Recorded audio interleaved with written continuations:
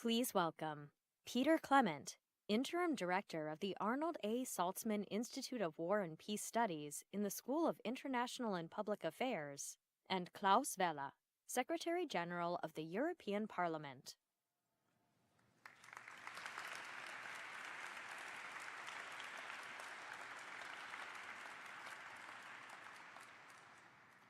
Good morning. Can you all hear me okay? Welcome. We are delighted today to have the Secretary General of the European Parliament, Klaus Welle. And I'm personally excited because this is a subject that's dear to my heart. His subject today is the war against Ukraine, Russia's motives, Europe's response, and its impact on the EU and transatlantic relations. This event is co-sponsored by the Center on Global Economic Governance and the Harriman Institute for Russia, Eurasian, and East European Studies. We're most fortunate today to have our guest because of his incredibly well-positioned role in European politics and his understanding of Europe and the world. We had a great opportunity just now to talk a little bit. You will hear probably a lot of some of the issues we were covering, but he has a very impressive resume. I just want to share a few details from his career. He's served in his current position as Secretary General for some 9 years, which is a pretty good run, I'd say. Prior, he also was working as Chief of Staff to the President of the European Parliament. He worked as Secretary General of the center-right European People's Party and of the European People's Party political group within the European Parliament. He started his career as a banker, then became the head of European and foreign policy at the headquarters of the Christian Democratic Union in Germany, working closely with then Chancellor Helmut Kohl. He's also a visiting professor in European politics at Leuven University in Belgium. So again, it's my distinct honor and pleasure to welcome you to the podium.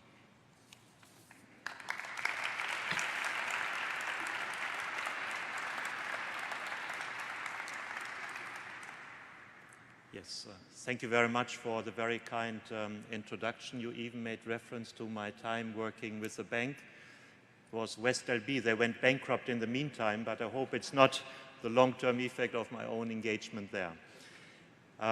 So I've been invited to speak about Russia, Ukraine, European Union. And I think it's important at the beginning to situate a little bit. What is this conflict? What is it exactly? And you can hear very often that Putin must have gone mad. Tony Blair said he was much nicer in the past. Probably it's the effect of COVID. But I think there are a number of reasons why maybe we should not assume madness as the explication of first resort. At least in a university context, that's normally what you do. You try to find reasons, even though these might be reasons you are not sharing. So there are a number of reasons why maybe this is not so exceptional. We know that traditionally, over the last 500 years, Russia has enlarged to the east, to the south, to the west. Somebody has calculated on average 50 square kilometers a year, which is not so much, but if you do this during 500 years, the outcome is quite important. It's also true that Putin himself he's not using military force for the very first time. He's done this still very recently in Syria. He's done this in Georgia. He even started his political career by using military force inside his own country. So it's not far from that experience as well. We could use many other reasons as well, but it's also useful to have a look at how he announced the war. He announced the war and said, Ukraine is not a country, and the Ukrainian people do not exist. They are all little Russians. And he put himself up a very surprising analogy. He said Lenin was naive because he allowed for an independent Ukrainian republic and for that republic to execute decisions. Stalin was already a little bit less naive less naive because at least he took the decision-making away, but at the same time he allowed the Ukrainian Republic to continue to exist.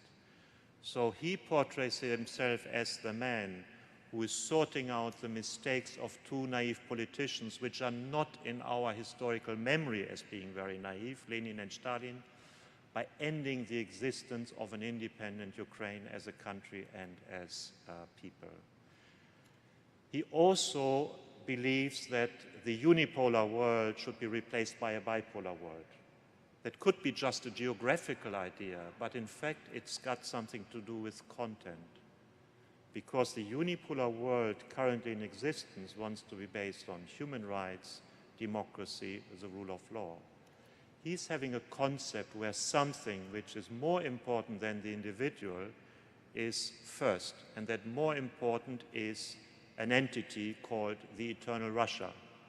You could have others who would make the same case for the Communist Party of China, but I think historical experience tells us that whenever the individual or the person is becoming only relative, normally we are in deep trouble. At least that's what we experienced in the 20th century. So if there are these reasonings out there in the public, why do we still resort to it can't be, somebody needs to have gone mad? I think because in the European Union we are now living in peace for 70 years or more. So we can't believe that some people might want to do something else. We also have come to believe that the American-led system is kind of eternal, but that's exactly what is challenged right now. We have also given signs of weakness. The United States during the Trump times and his admiration for strong men around the world, the withdrawal from Afghanistan, the non-respect of the red line set by the Obama administration when chemical weapons were used in Syria, on the European continent with Brexit, with increased debt levels. So all of this made people believe that maybe now this is the moment where aggressive action could succeed. So what is the situation if we try to put it in a more abstract level? I would argue that when you look at Europe on the map, you can see two principles which are constructing the space of that continent. And that's the union of citizens and states, the European Union, in the West and in the center. Of course, not everybody is a member, but even those who are not members are linked into that system with contractual relationships, like Switzerland and even Great Britain. And in the East, you have empire still. Empire nowadays seems strange, but we were empire in the 19th century. So it's a meeting of two principles which are belonging to different centuries. Empire has the problem that it's not a very attractive proposition, because who wants to submit himself or herself? So that means empire normally depends on violence. A union of citizens and states, like the European Union, is based on free decision, rule of law. You can join, but you can also leave, as Great Britain has shown only very recently. The space in between those two is now disappearing. The space in between is becoming a war zone. That's the case of Ukraine, and there are many worries in Georgia and in Moldova as well. When we look at the map from an American perspective, we see Eurasia. We don't see Europe, we see Eurasia. We see a conflict in the western side between Russia and Ukraine, but we see at the same time China, which is challenging the global order. In the American tradition, since Nicholas Spikeman, three issues are guaranteeing the security of the United States: the control of the Atlantic, the control of the Pacific, and nobody else dominates Eurasia. Two of these, the control of the Pacific and the control of Eurasia, are now challenged by China. What is the consequence? The consequence is we are going through a paradigm shift. This is not a local event. We are living in a different world. What is that paradigm shift? After 1991, the collapse of the Soviet Union, we believed that system competition is behind us, that system doesn't matter anymore. We would just produce where it would be the cheapest. So the leading paradigm was price. We are now moving to a situation where the leading paradigm is no longer price, but the leading paradigm is security. So we are not buying Huawei, even though it was better and cheaper. We are buying Nokia and we are buying Ericsson. And the consequence of this is inflation. So how did the European Union manage Ukraine? I'm of course biased, but I would like to give you some arguments why I believe very well. The second most important contribution to Ukraine after the United States is coming from the European Union institutions. Millions of refugees from Ukraine were welcomed in the European Union under very good conditions in a couple of days and weeks.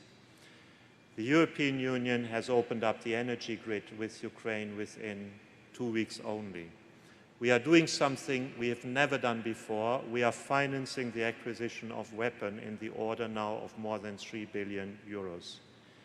And we are doing something which has been very important for Ukraine, which is we've been sending a sign of hope to the Ukrainian people by agreeing to give candidate status for Ukraine towards the European Union.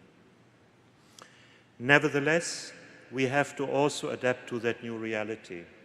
The European Union has to engage much more strongly in defense, given that the United States will focus more strongly on Asia and China. We have to establish strategic sovereignty, which from my point of view simply means that if there's an external shock, the European Union needs to be able to react to it. That might be a military event, that might be an economic event, that might be the lack of resources or energy delivered. The United States also has an agenda in front of itself. It has to deal with the authoritarian temptation that might also exist in this country, and at least I have to say the attack on Capitol was something I could never ever have imagined to happen in this country. It will need to reorient its own resources towards the challenge of China. So what can we expect from Ukraine? Ukraine has taken a fundamental decision, and that decision is to no longer want to become a colony again, which was the Ukrainian experience in the 1930s when more than 3 million people died. And unfortunately, it was also the experience, and this argument I'm taking from Timothy Snyder, during the Second World War when Nazi Germany attacked Ukraine and behaved in an unspeakable fashion. So Ukraine has no alternative than to fight because it doesn't want to be a colony anymore. It wants to establish itself as a sovereign nation state. So the history of creating states is moving further to the east. 19th century, latecomers Germany and Italy. 20th century, the successor countries to the Austro-Hungarian Empire. And 21st century, Ukraine moving the nation state, but from the very beginning linked to European integration further to the east. We have been challenged in Europe over the last 100 years with totalitarian attempts. Unfortunately, this history is not over, but I believe we are ready together with the United States to successfully face that challenge as well. Thank you very much.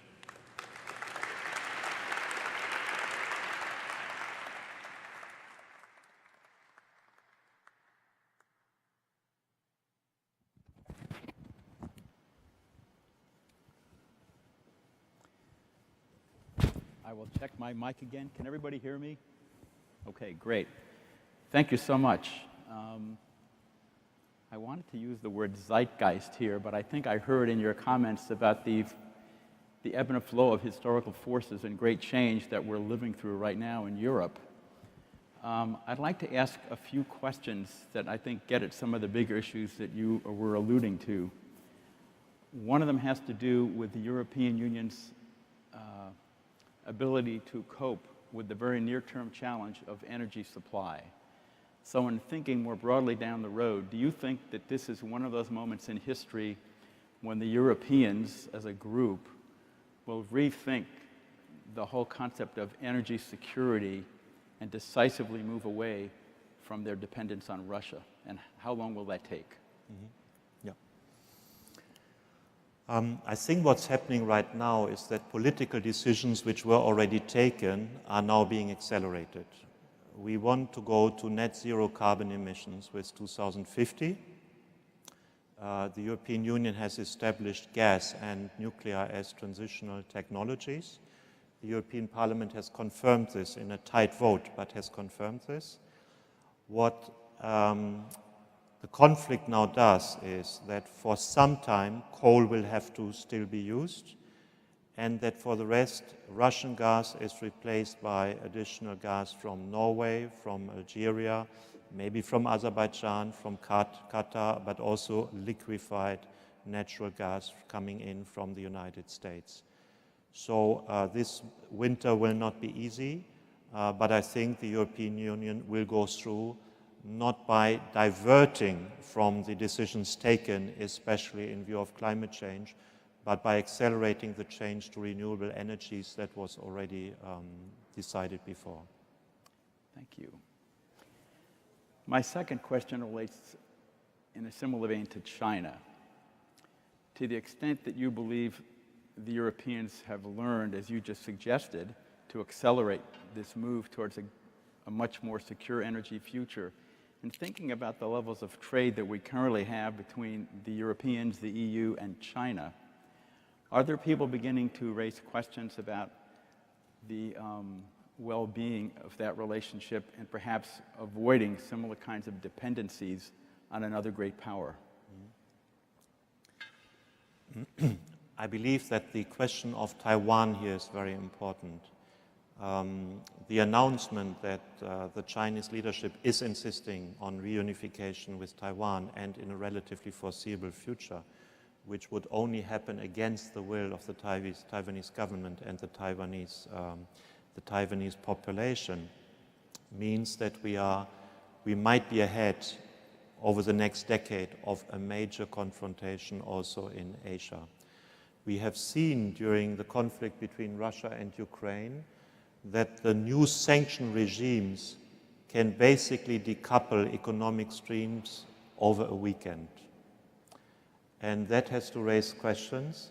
How can you prepare for such a situation? And you then would like to reduce the risk you are exposed to. This will lead, I think, to reflection on critical raw materials, on high technology, on energy supplies, either onshore or very close to. The negative side is that, again, we are moving from price to security. That means this doesn't come without a negative effect. It will contribute to inflation and therefore will make populations overall poorer. A related question that just occurred to me. One of the things that I'm reading more about, particularly since the U.S. has made some decisions about embargoes on semiconductors and chips in regards to China, is the issue of autarky coming up as an issue in any of your conversations with your European colleagues, i.e. the idea that perhaps in certain areas, certain countries need to ensure their access to or control of critical elements, rare earth elements, for example? Yeah. I think the policy in Europe has already shifted. There is now a big investment pot available for example, for semiconductors. There's a major project of Intel planned for Magdeburg, which has been approved. So I think it is clear that the view on critical technology, on rare earths, which, by the way, very often are not rare. They are just difficult or environmentally difficult to get out. And energy, I think we are in a complete rethink here already. And the decision of President Biden was a decision that did not only concern Americans, but was also directed to anybody who is using American components in their products.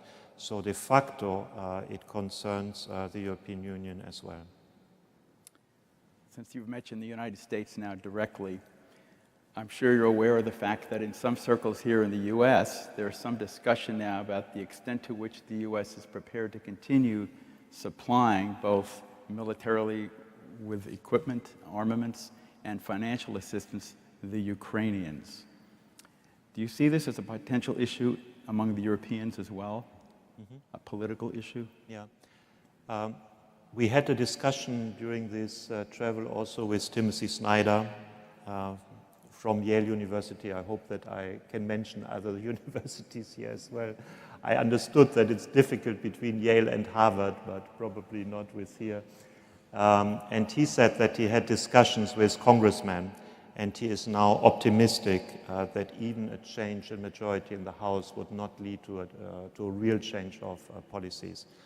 But when it comes to the European Union, I believe that political majorities are very solid.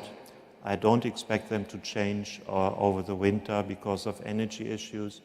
Inside the parliament, I've rarely seen majorities as large as those which have been established in favor and in support of Ukraine, which go very far onto the left and very far into the right and nearly have a consensual character. And of course, all these forces reflect also the forces in government and the forces in opposition. So I believe that the support is strong. If that should last 2 or 3 years, we might see, though, an erosion, and we already see that some of the political parties in the more extreme side of the political spectrum are profiting from their positioning. So that gets us to the issue that we discussed a little bit in the burden room, in the green room. And that pertains to the question of the duration of this war. That clearly will have some impact on this issue about the sustainability of the solidarity among Western nations to continue supporting Ukraine. So I'm just curious, what factors do you think will play the biggest role in the duration of this war? We are in the curious situation now that Russia, who wanted to demilitarize and denazify Ukraine, is currently demilitarizing itself. And very quickly, both in the terms of military hardware, but also in the terms of specialist soldiers, which need years to train. Whereas Ukraine has a permanent replacement coming from the United States and also from the European Union countries and other Western allies. We had only 2 situations in European history where it was like this, and this was the American support during the First World War and during the Second World War. And in both cases, the countries that could profit from the American support finally prevailed. So that means if this remains a conventional exchange, I think Ukraine has all the possibilities to win this war. And how long exactly it will take is difficult for me to judge because I'm not an expert. But the fact that Russia now has to bring in tanks which were produced in the 1960s and has difficulties to equip the 300,000 additional soldiers with winter wear and half-modern equipment, I think is a sign that Russia has a serious issue here. I'm going to take the prerogative to ask one more question, but then I do want to turn over to the audience because I suspect they will have many questions. So on the issue of the war, we talked a little bit in the back room about the possibilities or potential for some kind of escalation on the part of Mr. Putin, in part because the war is not going so well, and as you correctly pointed out, it's actually almost disastrous in terms of their use of conventional forces and reductions in critical munitions, precision-guided munitions, and so on. Do you think a little bit about some of the potential options Putin may be considering that could lead to an escalatory spiral?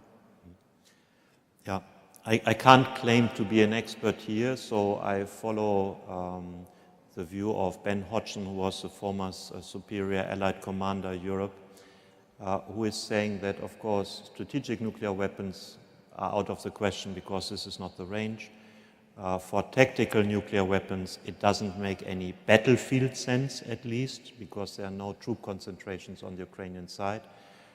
Nevertheless, it could be used as an act of desperation, but then it's important that the United States and also the NATO allies make clear what would be the consequences, and I think they've made that clear.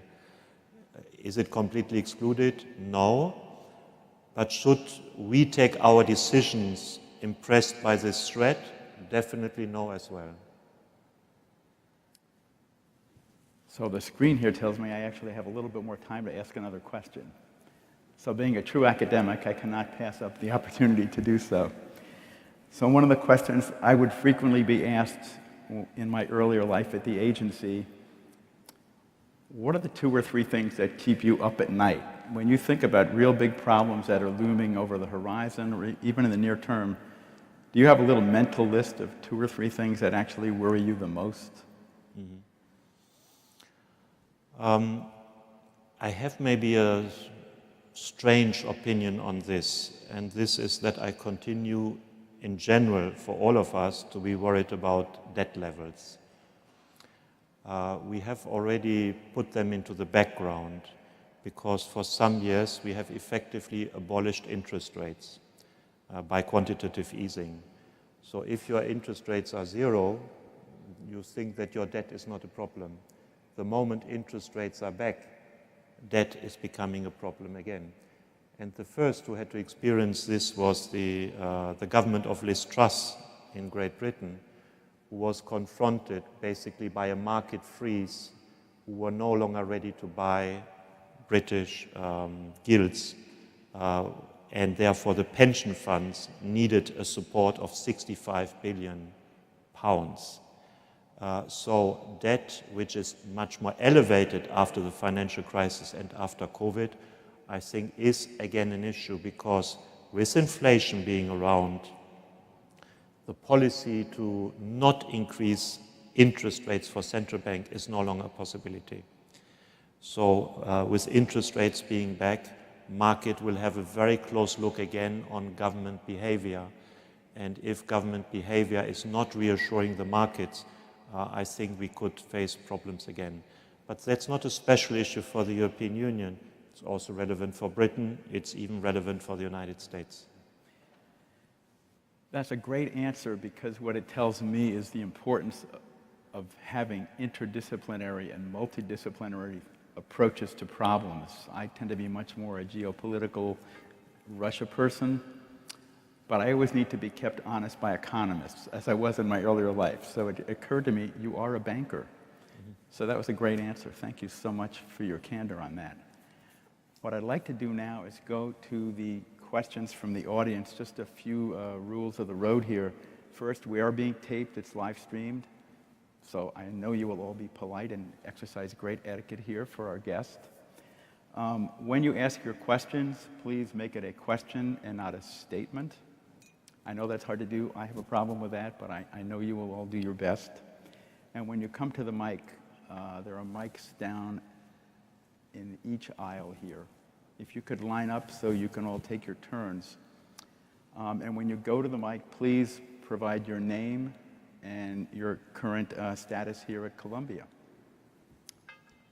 So first question, yes. Hello, thank you very much. Vielen Dank, Herr Welle, es war sehr hilfreich, sehr interessant. My name is Zoe, I'm an exchange student from Germany. So I would like to know, what do you think about the necessity or the non-necessity of a European army? Thank you. Yeah. Yeah. Should I answer directly? Please. Yes.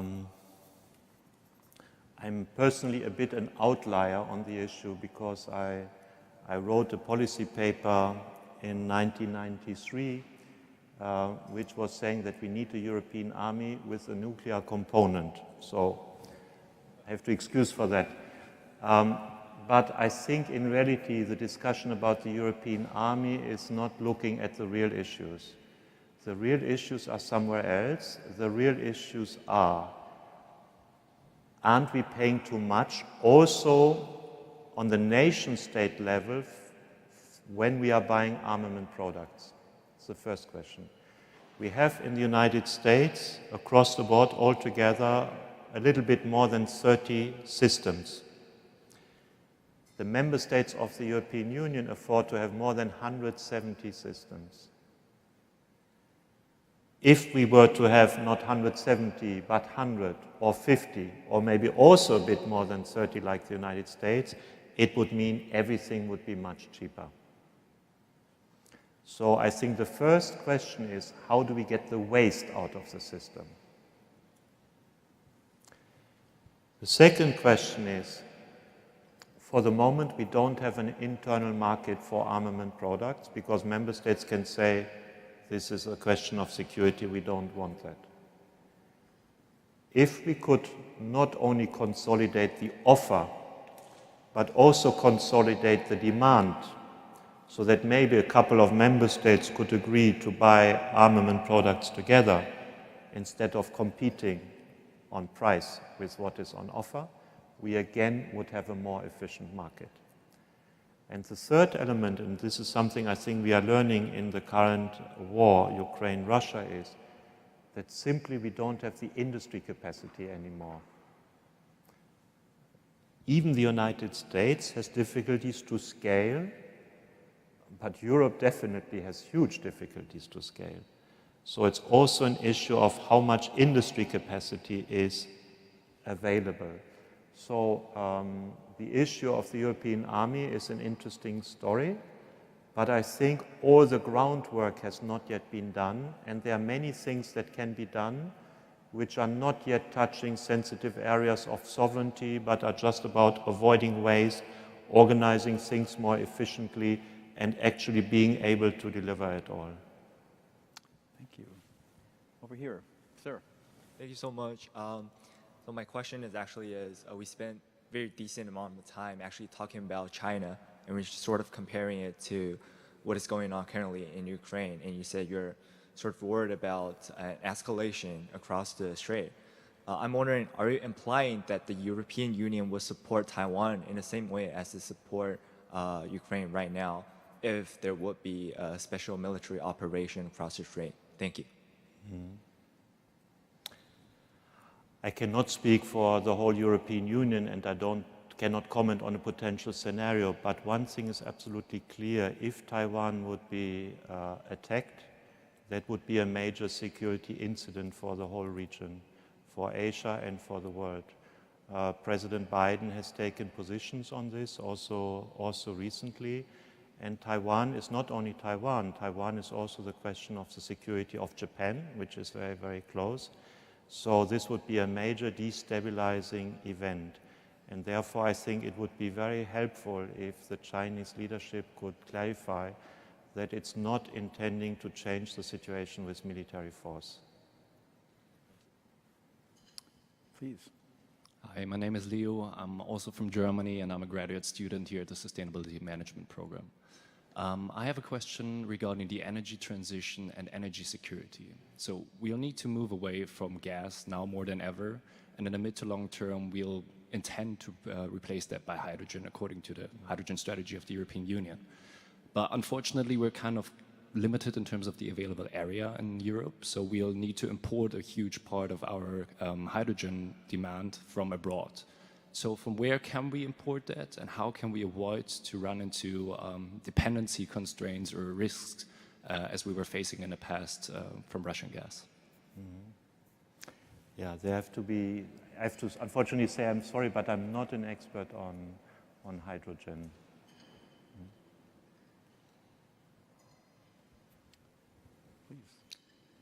Hello, my name is Grant. I'm a freshman at Columbia College. How successful do you think Russia has been on circumnavigating economic sanctions? What else do you believe the United States and the European Union can do to ensure that Russia is affected by these sanctions? Yeah.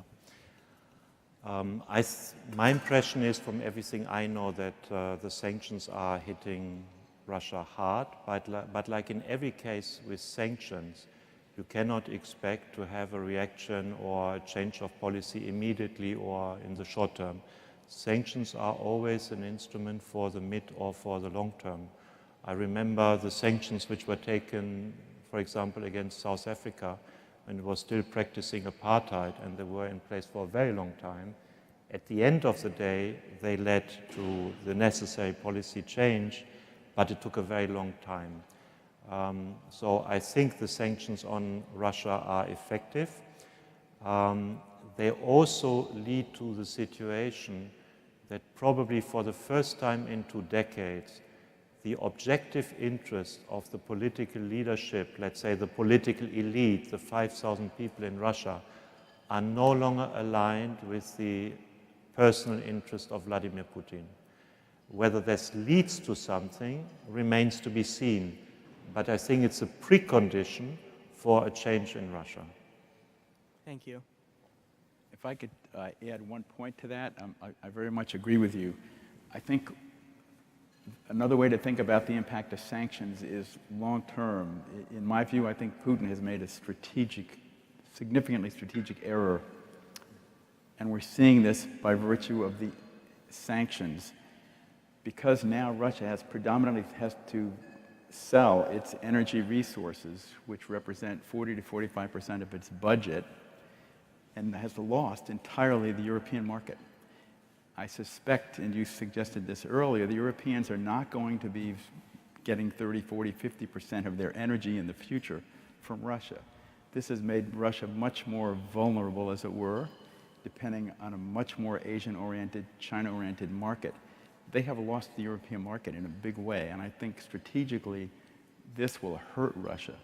That ironically, Putin's personal goals in terms of the territorial gains in Ukraine and his great power status will, in the long term, strategically damage Russia. Yes, you would agree, I hope? Yes, I fully agree. You're always in a weak position if you are only having essentially one buyer. Your negotiation position becomes very weak. And if the gas from the fields for Europe, which are in the most northern part of Siberia, which means they are very difficult to exploit, they need Western companies to assist technologically in the process, that yes can be redirected to China in a process of probably about 10 years. But if you have only one buyer, it means that the price you are getting is very bad. So it could very well be even below production cost. So I agree with you, it's a major mistake, because in principle, in the economic terms, Russia and the European Union are complementary in interest. And if you aggress your major buyer, that's not a very good idea, unfortunately for both. Please. Hi, my name is Josh. I'm also in the Sustainability Management Program.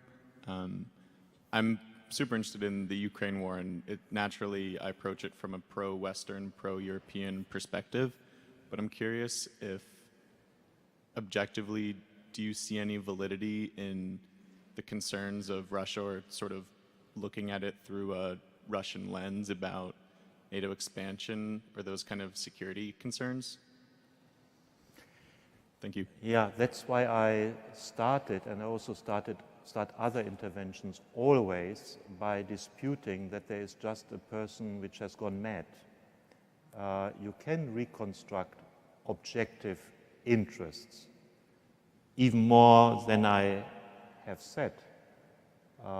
Ukraine is a competitor to Russia in many ways. Also, it has 0.5% of the surface of the earth, but 4.8% of the raw material. It could have been a competitor in gas and many other minerals as well. And also politically, if Ukraine becomes a success, how can Russia, which is very close historically to Ukraine, maintain a political system that's authoritarian, if not worse? So from a pure Russian perspective, of course, one could say, okay, I perceive this as a challenge. The question is just, in the order of the 21st century, we are no longer accepting that you do not respect the sovereignty of your neighbor. So here we are meeting it's a meeting between the 19th and the 21st century, and the attempt to re-establish the rules that were valid in the 19th century in the 21st. And if we were to accept this, then we would all be living again in the 19th century, which I think I cannot recommend to anybody of us. Thank you very much. Thank you very much, Mr. Secretary General. I'm Marco. I'm a student at the law school here. So earlier in your talk, you referred to the idea of giving hope to Ukraine, and then earlier questions also touched on sanctions. And sort of part of giving hope to Ukraine and integrating into the EU would have to be involved in reconstructing it from all the damages of the war and the financial disarray that's been caused by the war. So one point of curiosity I have, relating partially to international law, on the position of the European Parliament, would be its position going beyond just freezing Russian assets and possibly seizing them, and how feasible do you think that would be for EU policy? I understand, I'm not a lawyer or legal expert, but I understand that legally this is very difficult, but it's maybe not impossible. If I know the figure correctly, 300 billion of Russian assets have been frozen. The estimates of the destruction in Ukraine are nowadays all more or less in a similar area. I think it will be very difficult to explain to American and European Union taxpayers that the bill for this should be exclusively paid then by American and European Union taxpayers without a proper participation of Russia. On the other hand, of course, as a German, I have the historical experience, not personally, but from our history books, what can happen, what happened after the First World War, when there were huge reparations on Germany, and that led to that the German system couldn't stabilize and radicalized, and it led right into the next conflict. So I think whatever is being done also has to be done with the idea of justice, stability in mind. And I think also maybe it's useful here to say that we should also not give up on a future Russia. There is not just the current regime, there's also an opposition in Russia. And the same as a German, I would like to say, if we would just have been judged on the cruelties of the Second World War, there was sufficient reason to say for the next several hundred years we don't want to have anything to do with you. So that means we should also, whatever solutions we come up with, we should also think of an offer, a positive, constructive engagement with a Russia that might wish to change. And we know that, Navalny is in prison in Russia. We have organizations like Memorial who fight for historical truth, which is a precondition to change the system.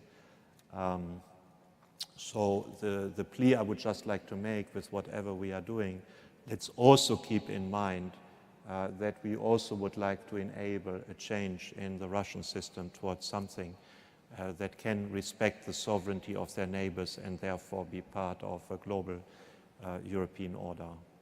Thank you very much. Please. Thank you very much.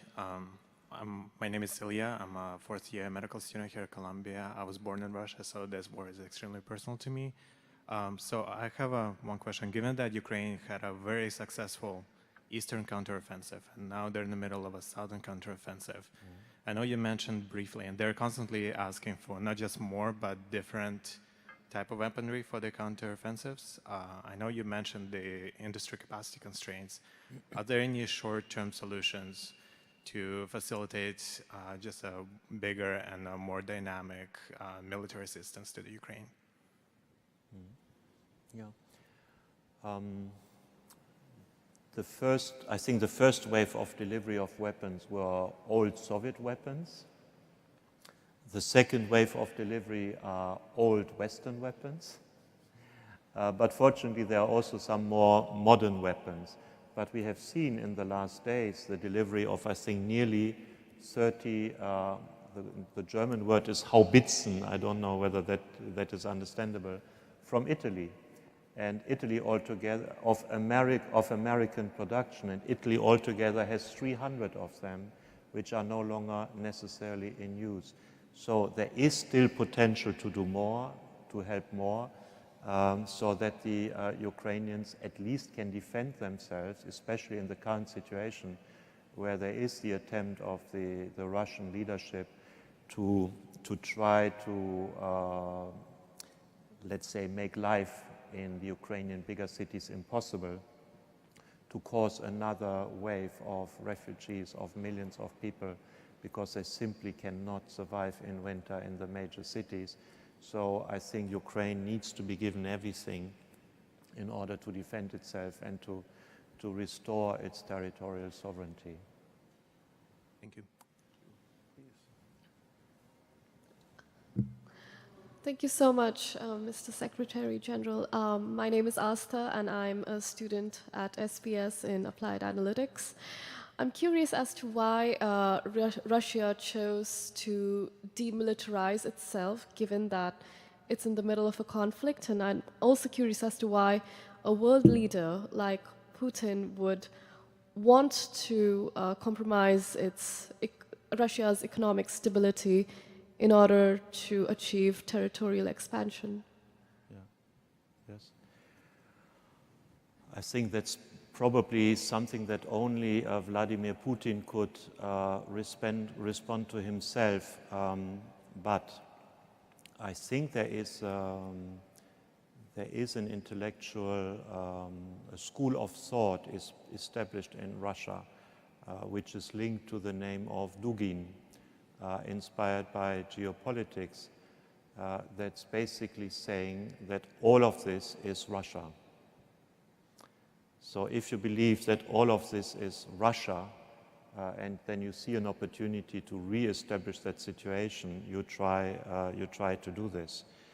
I think we can see that there is the attempt by Putin to create a continuity in history through all systems. So he integrates the Soviet Union as if it had just been an extension of Russia. He integrates the Tsarist time as if it had just been an extension or an earlier version of the current situation. And then you see suddenly enormous losses. I was in Moscow in 1991, and I had the impression that already then the situation was very similar to the situation of Germany between the two wars. You had this feeling of democracy without democrats, national minorities outside where you feel they are badly treated. You have lost a historical confrontation, even though, why did you lose it? In the German case, the German troops were still outside German territory at the end of the First World War. Hyperinflation, which made the middle class poor. So already in 1991, you had all the ingredients for a kind of revanche, trying to go back, not accepting the outcome of 1991, which meant that the Warsaw Pact countries got their freedom and that the Soviet Union dissolved with acceptance of national sovereignty. So this is the project to kind of re-establish, maybe not the Soviet Union, but Russia in its historical borders. That makes a lot of sense. Thank you. Thank you. Please, next question. Oh, thank you so much, sir. So my name is Ji. I'm a first-year grad student study enterprise risk management. So as from my major, I see a lot of potential risk happening right now. Not only affect two countries, but also around the world. Especially Mr. Putin talk about the nuclear weapon and potential nuclear war. There a few weeks ago, a month. So my question is, how EU can do specifically to prevent this war happening from a regional war to a potential global war to affect more countries? Yeah, I think for the first, the threat with nuclear escalation is not something new. I'm unfortunately starting to be a veteran, so I've been politically socialized in the 1980s. And this was exactly the debate 40 years ago in Germany. If we were to station American nuclear weapons of mid-range, wouldn't this lead to an escalation and potentially nuclear war? And the decision was to not be intimidated. And therefore, I think the decision now also has to be to not be intimidated. Because if we are intimidated, then there is no end to be seen for intimidation. At the same time, I think NATO was very wise to draw certain limits of engagement. So it's not NATO not formally engaged, there are no NATO troops engaged. It is a conflict between Russia and Ukraine, but with financial support, moral support, and also military support for Ukraine coming from the West. So the basic question is, do we believe that the current Russian regime is suicidal? And I don't believe that they are suicidal. Thank you so much. Next question. Hi, my name is Lok Darji. I am a grad student at International Affairs program. Mr. Speaker, you alluded U.S. Temptation for authoritarianism. There were 11 senators recently voted to not support Ukraine war. There is a rising number of Republicans who tend to be quite national, ethno-nationalist, are winning in the battleground, which means that probably would lead for Republicans to flip both Senate and Congress. In that case, if the U.S. withdraw its support from Ukraine, what are the strategic plan of European unions to sustain the war? Thank you. Yeah, I think one of the first advices you get when you have a political function is not to answer to hypothetical questions, and that's a relatively good advice. But I believe that the American support will be sustained. I don't believe that 50 American Republican senators will move just to the other side of the argument. I think the tradition also in the Republican Party to defend freedom and sovereignty abroad is quite strong still. And that's there where I would put my hope. So I believe that the efforts will be sustained in this country, but also in the European Union. Sir. Thank you, Mr. Secretary General. My name is Ezra, and I'm an undergraduate student at the School of General Studies. And because I was born in Russia, I'm going to ask you about Russia too. You did a great job at describing the feeling in the air in Moscow in the 90s, this nostalgia for greatness. And there seemed to be a pattern in Russia that after a brief democratization, country goes back to authoritarianism. What do you think is the single most important reform that needs to take place in post-Putin Russia to ensure true democratization, and how do you think the Europe should approach the relationship with Russian people post-Putin? Yeah. Yes. I wouldn't claim to be an expert on this, but I would like to say the following. Unfortunately, this very brief period of democratization until Yeltsin used tanks against the parliament was also characterized by hyperinflation, by poverty, by lack of social security.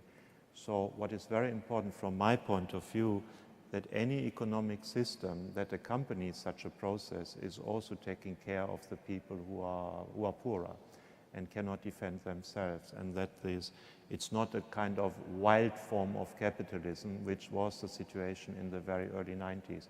Because otherwise you lose all credibility. The second is that I think democratic systems are not just about elections, but basically about checks and balances in the system. So how to introduce parliamentary rights and combine it with a presidential system, inside parliament right for the minority and not just only for the majority. I think everybody who's thinking about the future needs to reflect about this, because always the government of today is the opposition of tomorrow, which is normally forgotten by the government of today. They believe they are running the country forever. And I believe that even in Ukraine, this is still an issue. The European Parliament has been working with Ukrainian parliamentarians for more than 10 years, exactly discussing what should be the rights of a minority in a parliamentary system. And fortunately, that's what I've learned from Serhiy Plui, reading his book when I was jet-lagged 2 days ago, and then you get suddenly a lot of time, is that Ukraine is historically has so many different origins. Some lived under Russian rule, others under Habsburg, others were then with Poland or Romania and so on, plus different religious divides, that the preconditions for pluralism in Ukraine are quite good, because it's very difficult for just one group to dominate.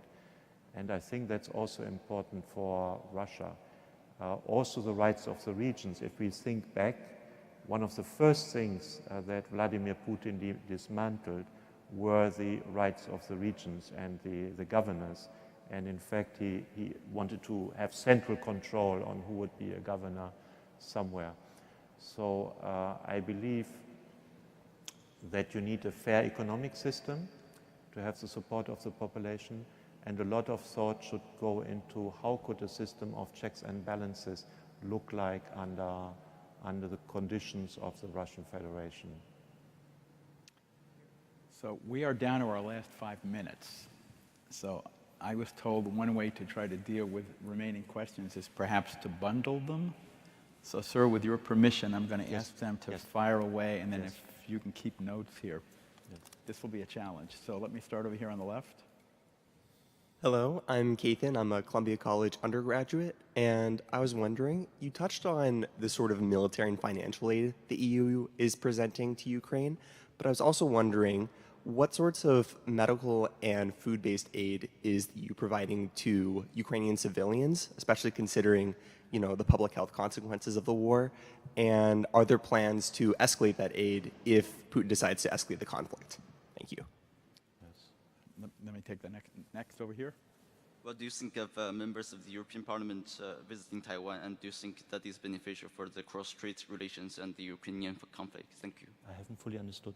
I didn't get the first part of the question.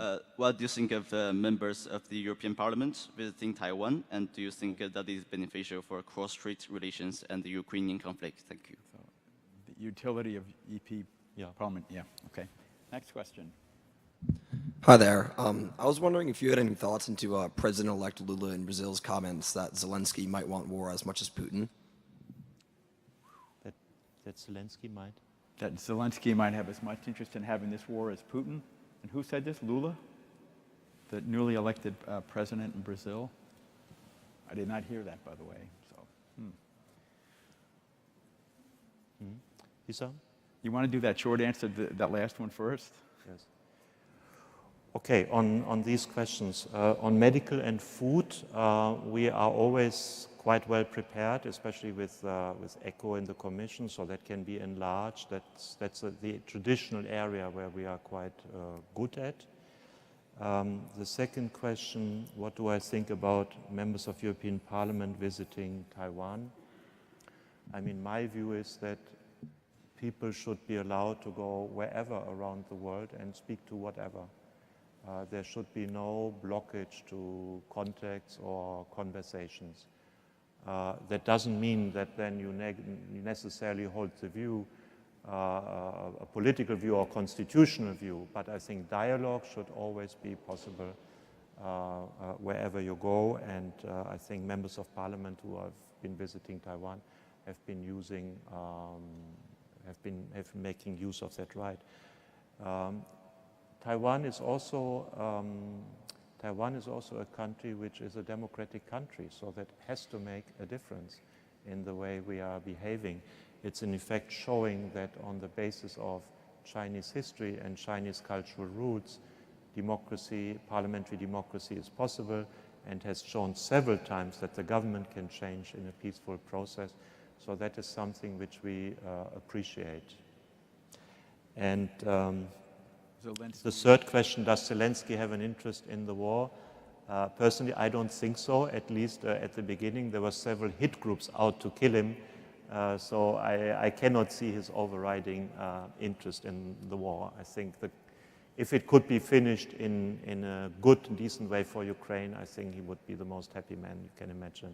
Okay, quickly, let me get the last two bundled together. Yes, sir. Thank you. This is Akayo from Columbia School of Social Work. I think you said you believe Ukraine is going to win this war because it's getting support from its allies like European Union and the United States. And the more the war is getting on, the more it's going to be a great threat to the world. My question is, does the European Union considering other ways to end this, for Ukraine to become independent, apart from engaging into war with Russia? Thank you. Last question. Yeah, thank you very much. Question here from the Columbia Business School. So I see like a broader theme of competing ideals. So maybe the Western societies hold certain ideals around democracy, and there are now very strong powers that hold different ideals. So how do you see that competition, and where do you think Europe should be going with that? Thank you. Yeah. Okay. On the question of Ukraine, would we prefer other ways to uphold Ukrainian independence and sovereignty? Absolutely. I think this war is not a war that was chosen by Ukraine, but was imposed on Ukraine. And therefore, Ukraine is conducting this war at huge losses of life, but also of their economic base, if we are seeing the bombardments. So if let's say, their sovereignty and independence could be re-established in different ways, I think everybody would like to do this. Unfortunately, President Putin has made it clear that for him the precondition to negotiate is that the 4 provinces he has annexed remain with Russia. And that means that for the moment those talks cannot be fruitful. And on the second question on the ideals, yes, there have always been different people, different countries who have been holding different ideas. And therefore, I believe that we have to defend our values, and our values are linked to democracy, human rights, and the rule of law. We have gone in Europe ourselves through periods where these were challenged, and we know the outcome of this, and Germans have, let's say, a special responsibility in here. So the moment the individual rights are no longer respected, we are normally revisiting the darkest periods of our own history. So I'm afraid I'm going to have to close here, but you're welcome to come up if you want to ask us privately. But thank you all so much. I have to say I'm incredibly impressed with the students. Those are fabulous questions, a range of views, a diverse set of perspectives, and this is exactly why it's such a joy to be affiliated with the people and the faculty here at Columbia. And I want to thank you again, Mr. Secretary General, for a fabulous talk.